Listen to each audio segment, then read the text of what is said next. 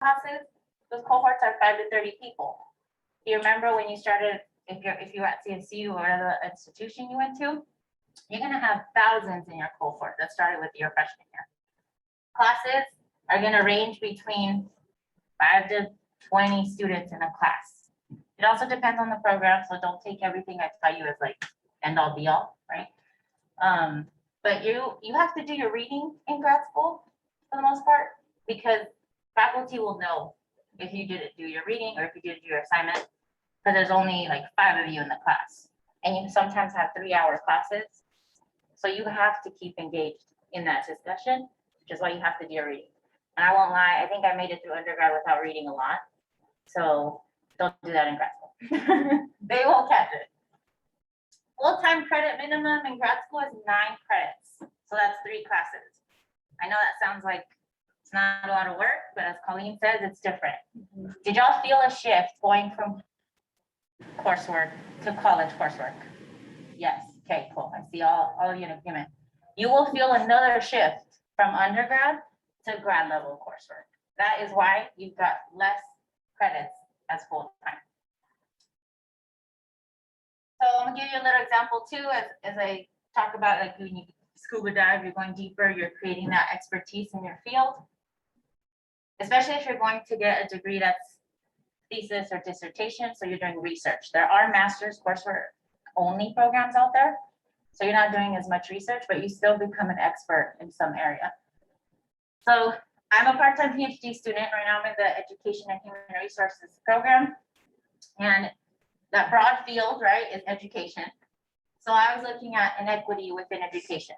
So why aren't certain students graduating at the same rate as other students? I'm specifically looking, which is retention, and I'm specifically looking at the personal networks of first-generation students. So I have this little expertise from this giant field. So I'm like really scuba diving into first-generation student retention. Okay, now we're gonna move on. What do you need to consider? Y'all still with me?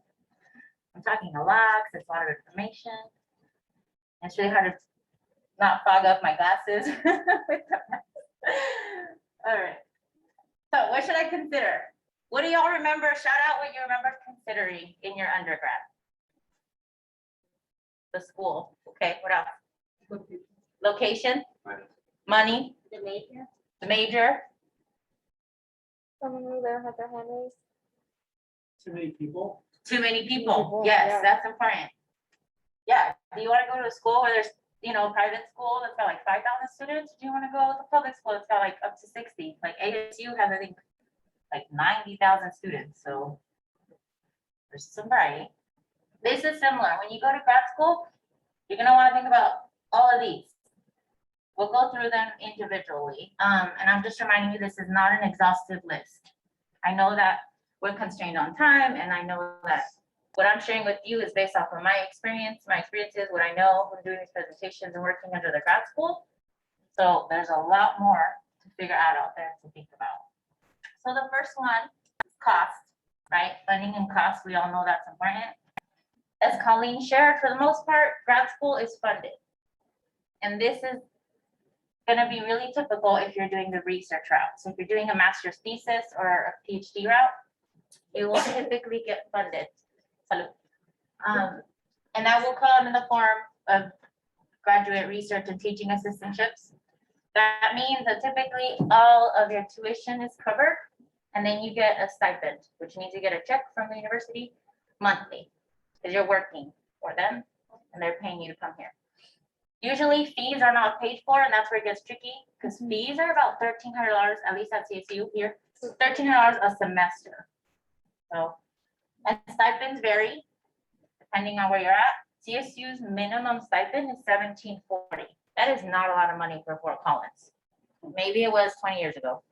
Right now, $1,740, and it's super unfortunate, but that varies by program. So in engineering, I can tell you our program pays our PhD students $2,200 a month. And even then, I know it's not that much, because after taxes, you're looking at that. So when you're thinking of where you're going, yes, you're getting funding, but what's the cost of living there? And what other costs do I have to cover that are not included with my assistantship? Are you going out of state?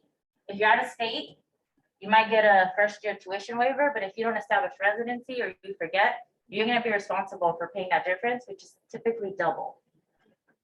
But if you go out of state or out of country, you also have to think about, hey, I'm gonna have to fly back and visit friends and family. I gotta visit my community.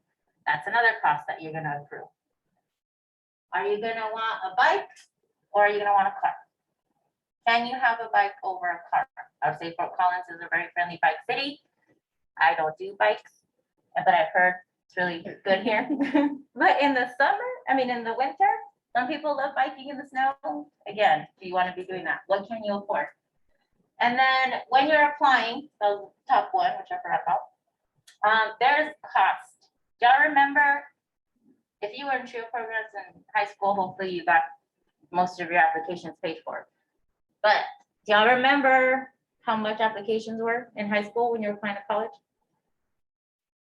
Any of you remember? No? They're probably between like $30 and $50, $60. Grad school applications are, I've seen as low as 30 and I've seen as high as 120.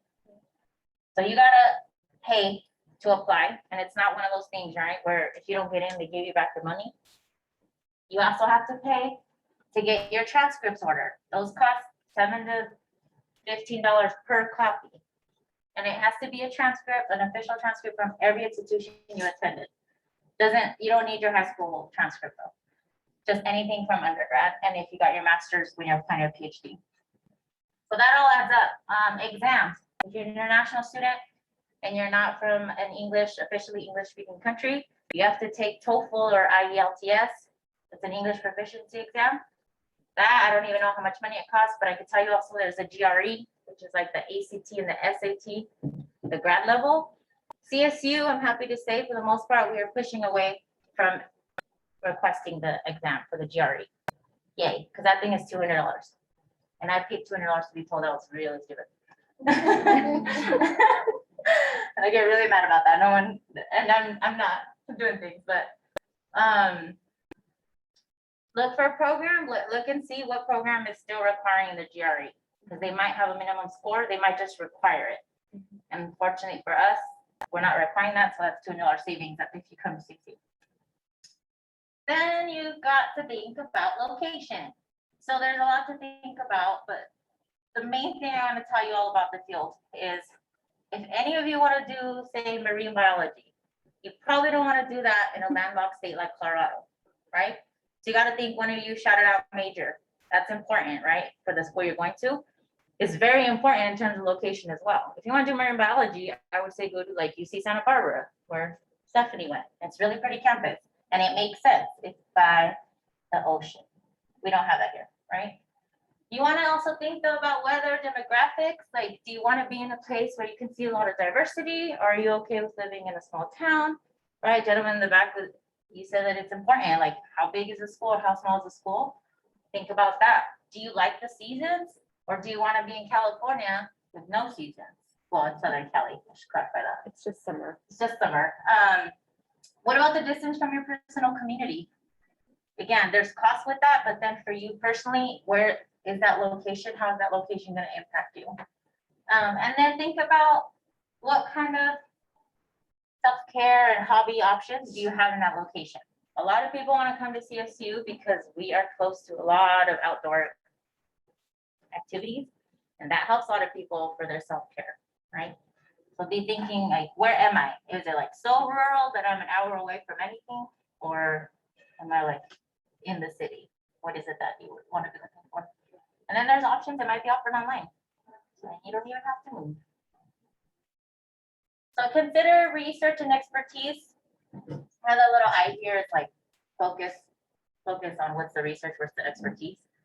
So when you're applying to grad school, you're supposed to be choosing a program based on what that program faculty is doing.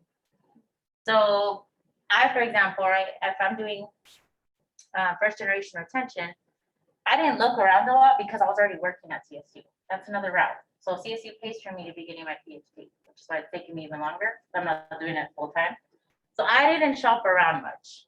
But if I would have been looking who at like, let me say I wanted to go to like I don't know, Harvard. I would have had to look in their program in education and said, are there any faculty working on retention? And then narrow it down. Okay, cool. There's 3 of them. Are any of them looking at retention with first generation students or any underrepresented population? And then that is why I would want to go to that program. It's got to be reciprocal when you're looking. Can you contribute to the knowledge of that program? And can that program contribute to your knowledge? Right? Sometimes we don't accept students, not because they don't have a good application, but because we feel like that's not, we're doing them a disservice if we accept the student and their experience doesn't line up with the experience of our faculty members. Right, so you want to make sure that you're applying there and that they're going to be able to help you with your future goals and that research, versus I just want to go there because it's Harvard or because I like the location.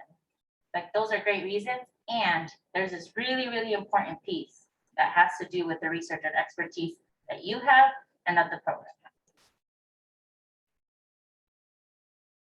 And then prestige. How many of you, well, you know what, I'm not gonna put you on the spot like that. For some people, prestige, or like the name of the institution, is very important. So you have to think about that. If that's the case, then you might have to adapt what research you want to do, right? You're gonna have to go more for, all right, I want to fit into what they have and what they can offer me. If Harvard or Columbia or Cornell, those big name schools, if that's your goal, you're gonna have to start looking at that early on to make sure that your experiences and the research experience that you carry can mold one of the faculty members that's already there. But if you're going to look at prestige or anything else going on in the program, you also want to look at what partnerships they have. Maybe you want to work at Intel and they do some process engineering work. And you're like, Intel's in Portland. So are there any schools in Portland that are connected to Intel? Think about your end goal and say, hey, does this future job that I want, does it require a master's or does it require a PhD? If it doesn't, that might answer your question of what am I doing? Do I even want to go to grad school? Should I? Do I need a master's or do I need a PhD? And then do I need to do research or do I just need to go and do coursework only? But a lot of those institutions that have partnerships, they've got these programs where you go, you do research, and then you automatically have a job with that company. And then talk to, so do their graduates, where do their graduates end up? Are they even graduating, folks? You can, I can sit here and tell you that I've got like 100 students in our program. I don't, because we're a new program, we have 29. We're graduating our students. And I know where every one of them has ended up because it's a small program. But as you look at programs that are established and have been around for like 50, 100 years, you want to know where are those graduates ending up? How long did it take them to graduate? Talk to the students that are currently at the institution. Almost every graduate program has a website, and then it says student profiles or current students in the program. Most of them have emails. If not, there's some type of way you can contact them. And if you take anything away from today, contact the current students in the program. Ask them the questions. I am not an engineer, so I can't even give you that perspective. I'm a staff member and I'm supposed to recruit. I have the perspective of a recruiter. I don't have the perspective of being a student in our program. So talk to the students. And then consider the why. Okay, this is another thing that if you forget anything, this part's important too. The why is important. So do I need to go or do I want to go to grad school? Okay, grad school is, like I said, a whole other endeavor. Undergrad is one thing, grad school is a whole other shift. Your want and need, you need to be sure about why. Why are you going to grad school? Because it's going to be tough. It's supposed to be, right? And we know, like, I'm also first gen, as I said, I'm a TRIO alumni. As a first gen student, and depending on where you go, and if it's not a diverse cohort, there's a lot of struggles that come with that, right? If you think back to your freshman year of college, there was a lot of things that you needed to adjust to, right? and you did it. And now in grad school, it's a whole other level as well. There's a whole other adjustment period, and give yourself grace for that. But there's a lot that you have to do. And as we mentioned, there's a lot of independent work. So a lot of it is on you. And I totally know you all can do it. I'm just here to remind you that that why has to be strong enough to keep you there for that 2 to 5 year commitment, because it is a struggle. The same why that you had to come to undergrad, if that's the why that you have to keep you in grad school. Stephanie could tell you, we live together. I want to quit PhD like every day. But my why for me is keeping me there. For me, it's I want to push through that first gen, the trailblazing, but I want to get that first generation retention research out there. Like, we have to know how we can best support our first gen students. That works for me. And then again, like, keep looking, like, if in the future your goal is to be the CEO of, I'm gonna say engineering because that's the program I'm working under, then what does it take to be a CEO in engineering? That would be one thing that you can think about. Because again, if it requires a master's, then yes, you need to go get a degree. If the job that you want, the future job you want, does not require a graduate degree, then maybe you don't need to go right now. Maybe you can go work somewhere and then they can give you money to get your master's for free and you do it part-time, right? That's one of the things I'm doing. CSU just pay for you to go. You want to work at a university, most institutions will have some kind of funding for that. So really think about that. Do I need or do I want to go? And then the other reason I say that is because those challenges that I talked about, those expectations that society has set for you, impact your social life and it impacts your health. Okay. Mental health is a huge issue, and then COVID added and exacerbated it. Prior to that, there was already a bunch of studies showing that graduate students, over 60% of graduate students, if they did not already have a mental health issue, developed it in their graduate degree. And that is also why it's such a high rate of dropout in the grad level. And your why needs to help you. You need to establish your community. You need to be okay with saying no, and you need to hang out with your friends. That's okay too. It's okay to say no to both your graduate program for a bit, okay to say no to your friends for a bit, but you got to find that balance with your community. Okay. Everybody breathe. Now what? I just love this little, I think this is like the best video to show now what, right? You got this great plan and then you're just all floating around like, okay, now what I do? How many of you in your first year of undergrad? Okay, second, third, fourth, fifth, sixth, no, okay. All right. So if you're in your first or second year, this is great because you can already take this in and start thinking, all right, I got to work on my GPA, got to work and talk to faculty. If I want to do research, I got to start talking to them and get in there. So I'm going to tell you all, here are the typical graduate application materials. You got an application, right? You got to go into the information. You have your transcript, 3 letters of rec, exam scores, your CV and resume, and then your personal statement. And then I should have added another little circle that says other department requirements. So just a reminder, your application and your exam scores and your transcripts, those have fees associated with them. So what can you do right now? Again, think about your why. Is it worth it for me in the moment, and will it be worth it for me long term? Research programs that you in places that you want to be living in for 2 to 5 years, maybe more. If you're going to do a PhD, you're going to be there for at least 5 years. If you're going to do a master's, you're looking at about 2, 2.5, maybe 3, just depends. So start looking at where do I want to go, and then narrow it down from there. Start talking to your faculty. Okay, I skipped. Update your CV and resume. I recommend y'all do this every semester.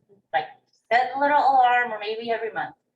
Set an alarm on your calendar so you can update, because what will happen is you'll get to your 4th year when you're applying to grad school and you have to have a resume and CV. Those are becoming more common requirement in applications.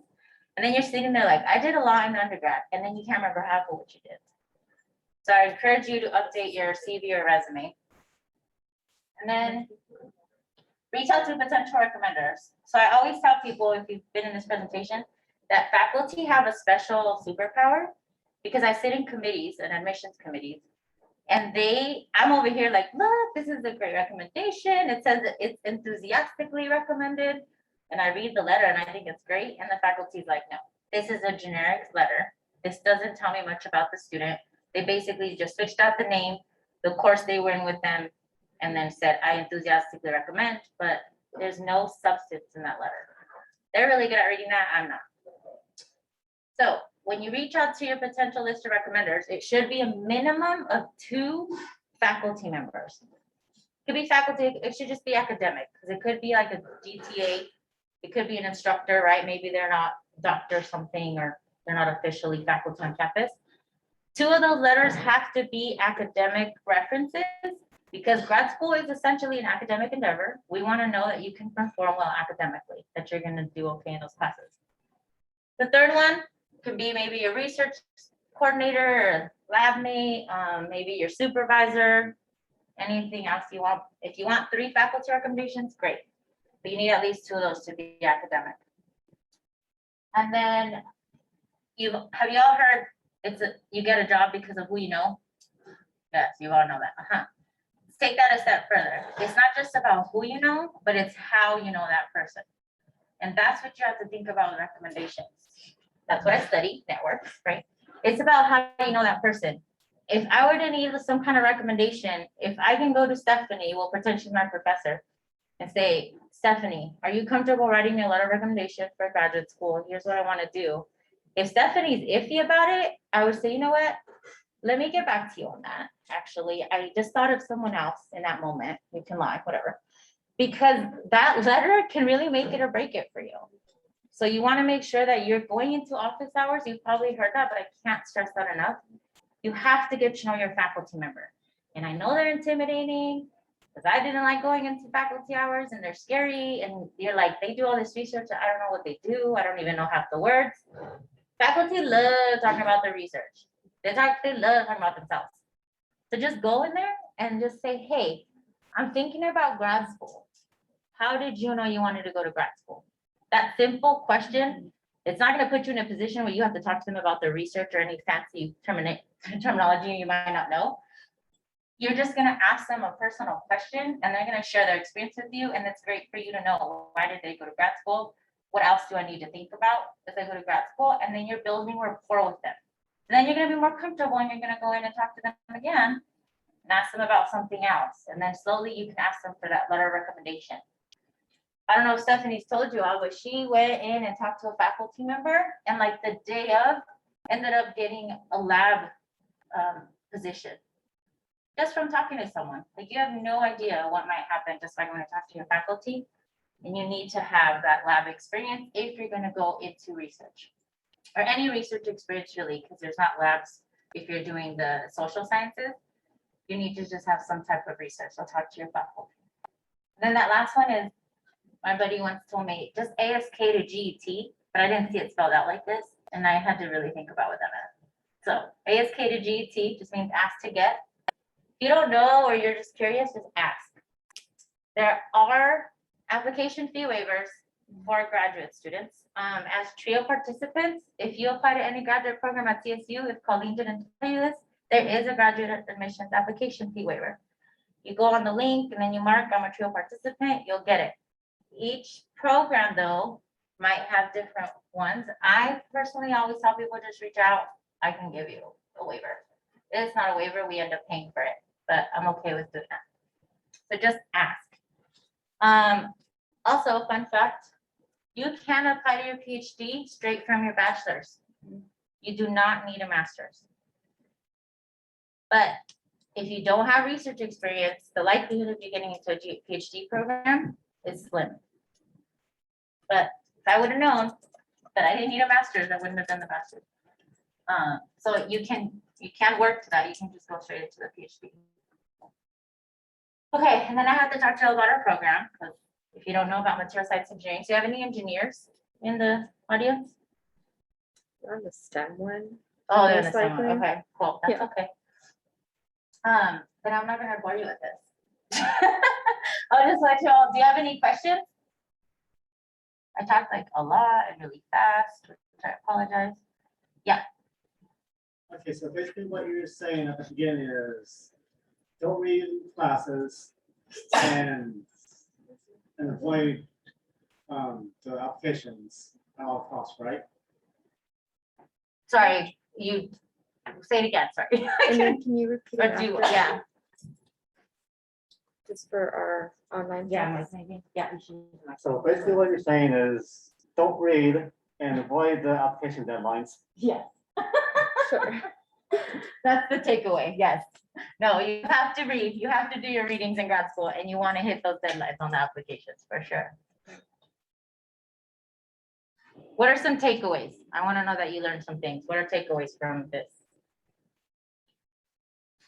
Communicating with your faculty members or other grad students is very crucial in the aspect of you getting into grad school. Yes. Like, knowing about it. Yep, communicating with faculty and GTAs is crucial to you getting into grad school, yes. What else? Yeah, Your why has to be strong enough to get you through grad school. It's apparent that it's really hard. yes, Repeat that. yes. Your why has to be strong enough to get you through grad school because it is apparent that it's really hard. Yes. And I hope I'm not over here scaring you. Like grad school is hard, but I always forget to talk about the cool things. Grad school has led me to be able to go and present in Canada. I was supposed to go present in France, but you know, COVID. And now next year I'm gonna go present my research in Australia. I've also presented at a ton of different national conferences. So if you do research, that's gonna get you to go somewhere, you get that expertise, and you get to go for free and present about something that you're excited about. You get to look forward to that cohort and that community that you build. I also heard Pauline tell you, like, you make friends, like long lifetime friends. It's true. Your faculty member too, you get an advisor. I mean, I just met mine, but I already know, like, he's gonna be at all of my important things in life. And my cohort, like, that's the people, every time I wanna quit, I just call them and then we just help each other. It's all good. There's a lot of things to look forward to. I still haven't published, but seems really exciting to get your name out there on the journal. But it's exciting also when people talk to you or they call you and say, hey, can you come present? Because I know you got this expertise. You really get to know a lot more than what you learned in undergrad too. What other takeaways?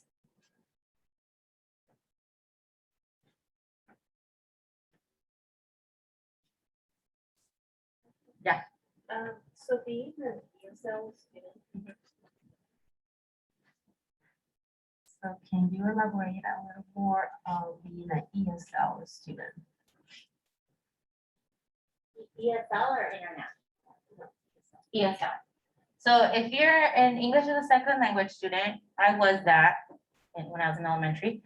I think that the only thing I can elaborate there is if you're not an international student, then you don't have to do the English proficiency exam. Oh. So English as a second language, I could tell you that it's gonna be a little harder, right? Because we think differently, right? I think sometimes slower, because I have to, sometimes my brain just thinks in Spanish, sometimes in English, and then I have to like translate it inside and then I get it on paper. And when I started in grad school, actually, my advisor, she said, she was editing my paper. She's like, so I know what you're saying because I know you, but it doesn't make any sense. And what happened is that, right? So grad school also teaches you over and over to become a better writer. Because in undergrad, apparently, like I'm becoming a better writer every day. And everyone that you get stuff edited with is always going to give you feedback because we all know how to read and write differently. And writing is a very specific form of communication that varies per person. So it's funny, right? It's a specific form of communication, but it varies per person and it varies per field. Writing is super tricky. So the other thing I would tell you is when you go to grad school and then you get your first paper back and it's like, oh, written on, yeah. It's okay to cry, because I did, but know that that's very normal. Yeah. Because this is the first semester of grad school. So every faculty has different expectations and you're learning, you're still a student, so give yourself grace. Let me add something to Yeah. that. So on this same topic, I had a student recently ask me or they were worried about applying to graduate school, not sure if now is the good time because their writing isn't at the level they think graduate school needs to be. And one thing that I wanted, like I reminded them and I want to remind you all, if you're in an undergraduate program, there is no expectation that you have graduate level writing. You're not there. You're at an undergraduate level. You're not getting that expertise, that training, that feedback at the graduate level yet. That's what you will get in your first paper, and you might cry. That's okay. Everyone goes through it. Your writing gets better through that process. And it's hard, right? Because you're learning something, it's not a totally new skill, but it is in a way. Yeah. What is expected of you, and you will learn from your faculty, from your advisors, your peers, is how to define your writing, how to make your voice come through in an academic setting that program is expecting. So, and I've heard it also from other students that like, oh, but I don't write at the graduate level yet. I don't know if I can get in. That's not an expectation yet. Your writing will grow, it will develop once you're in the program, but there is no expectation for you to be at that level when you're still in undergrad program. Yeah, other thing, question? Is there anyone in the Zoom with questions? Not yet. The other thing that I would add to kind of help with that writing skill is to start reading the research and literature in the field that you're going into, so you can start to hear that language, that voice, and then you can start to figure out, okay, how can I put my words into this? That's what was helpful for me when I went through grad school, is just reading the research in that field, because you start to learn the language, the concepts, and things like that, and that would be helpful too. Thank you. And it's okay for you to have Google. I do this all the time. I just search words every time I read. Happens like last night. Like, no, last night I was reading. I was reading articles someday, one of these days. And I have to just look up, what does this word mean? You know, Yeah. it's okay for you to do that. So we're at 11:52. The last thing I'll leave you with is that, like, personal story. Like I said, grad school, hopefully I didn't scare you into applying. Like, yes, it's supposed to be tough, but so is undergrad, right? Undergrad's supposed to be tough and you're going through it, you're fine. I didn't know half of the information I presented to you today. I would say even less than half. I just got told my senior by my advisor at the time, what are you doing? And I was like, I don't know. She's like, do you want to go to grad school? I had no idea what it was. She helped me. I got in, didn't know I could get funding. So I got in a bunch of debt. That's separate. But I will tell you that I made it through that. And I know you all can do that. And so I'm hoping that you hold on to the fact that this is very doable. It's going to be hard, but it's very doable. And the other thing, we don't normally share the stories of failures and success. Stephanie knows this, and a lot of people know this. I'm in education, PhD now, but I started in another program. And I failed my exams twice in that program. And it's taken a lot for me to realize I didn't fail them, they failed me. And it's because those inequities, those are the ones I studied, right? And I didn't quit because my why has been strong. Even though I could tell you, right, that every day I want to quit, but I'm not quitting because that why has been strong enough for me to continue. So instead I transferred over to another program, and now I'm looking back like, dang, I should have started here, because it is like black and white. It is completely different. It's a whole other thing. And so again, it's important for you to talk to the students in those programs, which I didn't do. I talked to graduates who had graduated like 20 years ago. That didn't make sense. If I would have talked to the students in the program, I might have gotten a better understanding of what I was getting myself into, and I would have started another program. So leaving y'all with that so that you remember. And like I said, I paid $200 to be told I was not very smart on the GRE, and I made it through. So y'all can do it. I believe it. I know it. And I'm happy to be a resource. Like, whether you apply at CSU or our program, my point is I just want to get more first-year students to go to grad school, because we have so much that we know that we need to get out there. So, And I was just going to touch on what Kato said. How many of you identify as first generation in college? So I too, first gen low income student, I was actually in the Academic Advancement Center when I was a student here. I will never tell you how long ago because I'm 21. Caro was actually one of my students and she's only 25. I mean, don't ask, but that's all works I'm a out. late bloomer, just kidding. But always carry your identity as a first generation college student with pride. And I would say look for institutions that have a mission and purpose for supporting first generation students and never be afraid to ask for help or clarification or whatever it is you may need. And as the first speaker said, graduate school really is around the resiliency, the determination. Is smarts comes, but if you believe in that why and stay focused on that why and truly believe in what you have to give to the world, it'll be a lot better. And that can keep you going during those times where you're like, I give up. Y'all have like 5 minutes to get to your next session, right? That's it. Yeah, so.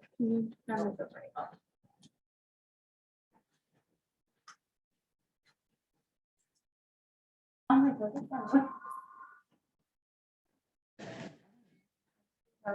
Oh, it is. All right, so if we can all just give a round of applause to Caro. Awesome, so thank you. We hope that you all gained information, gained knowledge, right? We are posting folks' contact information, so if you do have additional questions later on, or just want to connect with some of our speakers, you could. She's dropping off some business cards here, so we can also hand those out. Yes, Caro's gonna be at the grad fair, like now, basically. So that is happening over in room 300. If you're interested in that, and just having more conversations with people, feel free to ask as many questions as you can from staff, presenters, your peers, right? This is an opportunity for us to share knowledge with you so that you can feel more confident in this process, wherever you are in the process. And then also lunch will be in this next room right here. I just closed the door because it was a little noisy as they were setting up. But we do have lunch available and the graduate fair is going to be happening in room 300. All right. Thank you, everyone.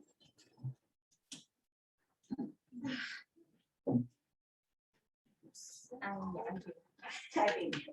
got a couple of questions.